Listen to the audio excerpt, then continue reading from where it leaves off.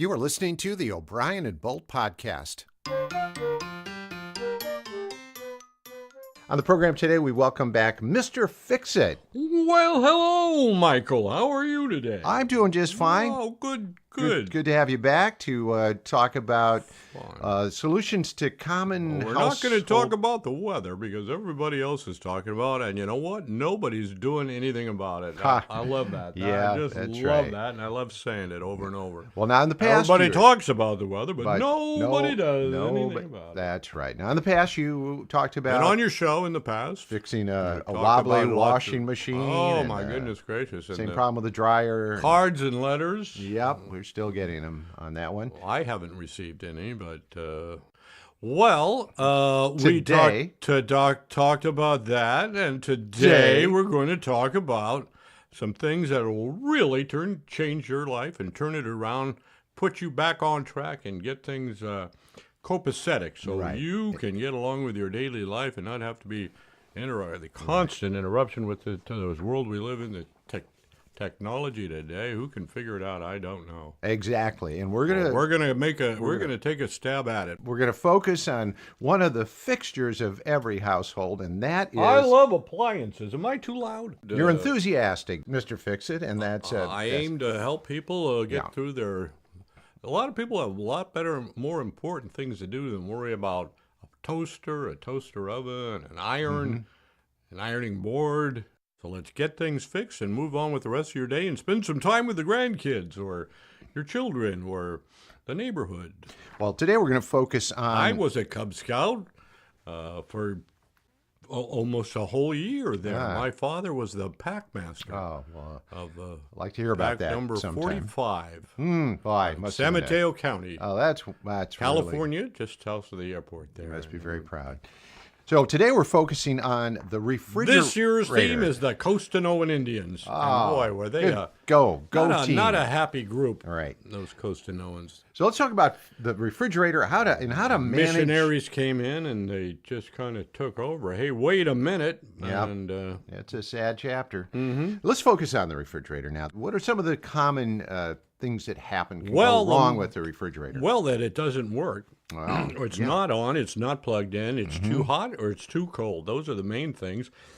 A lot of times people will find they'll go into the refrigerator and they'll get, let's say, I'm going to have a green salad. And you open up the crisper door and the lettuce is frozen solid. I have that problem. Have you had that problem I've before? had that so problem. have I, Michael. So how do you solve that? You've got to turn the thermostat down on the inside of the refrigerator.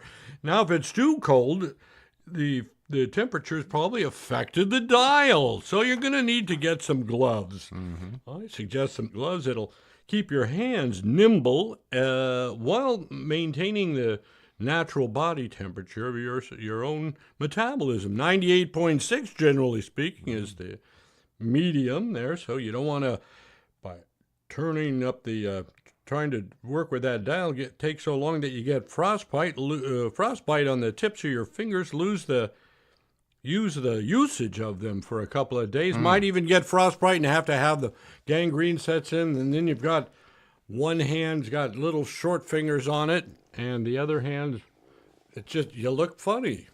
Well, we don't want that to happen to anyone. Now, what about these new refrigerators? So they don't have really a dial. They've got, it's a digital... Self-modulating thermostatic control, digitally operated, some of them are actually by remote. And I've got a motto. Yes. If it ain't broke, don't call me. I'm Mr. Fix-It. Okay. Now, what about frost in another part of the refrigerator, in the freezer? Now, I open up the freezer to get some ice cream. It's warm summer day, Indian summer here, September, October.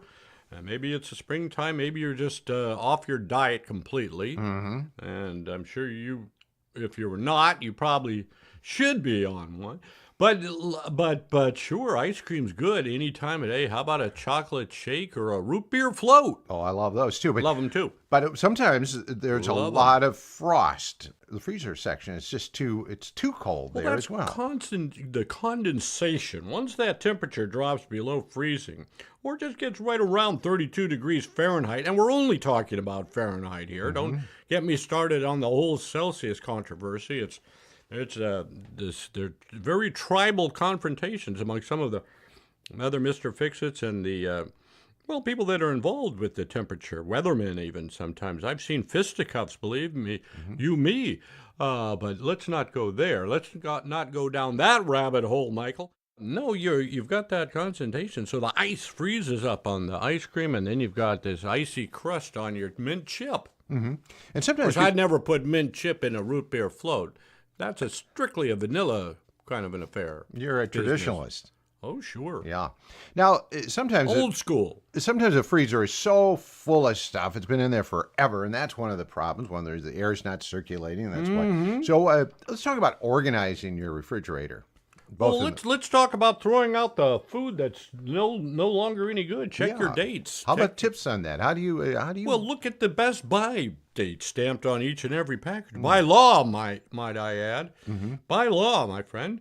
And so you'll check the dates there. Best Buy, June 12th. Well, it's August 4th, for crying out loud. Let's get rid of it. How long can you keep a bag of frozen peas? Now, what about martini olives? I once hit my head on the archway of a door that I thought was just a little bit taller than it was, and wacko bam, and I went through the freezer. I found the oldest bag of frozen vegetables I could, happened to be peas, and they come up in conversation today, and I applied those to that bump on my head, and I had to keep it on there for a couple hours till the swelling went down. Still, my eye did get a little black, and nobody believes you anyway. All right, I can still see a little bit of a... Sure, I enjoy a cocktail every once in a while, but I'm not the kind of guy that gets so inebriated that I'm a stumbling drunk.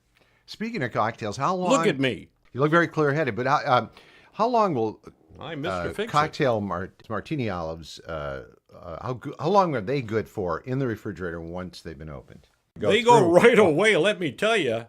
Mr. Fix-It, What time does this bar close? thank you for being on the program. I know you're helping a lot of people with the common household problems that they have, including just how to deal with your refrigerator. People are afraid to ask questions because they don't want to appear stupid. And when you're afraid to appear stupid, you are stupid.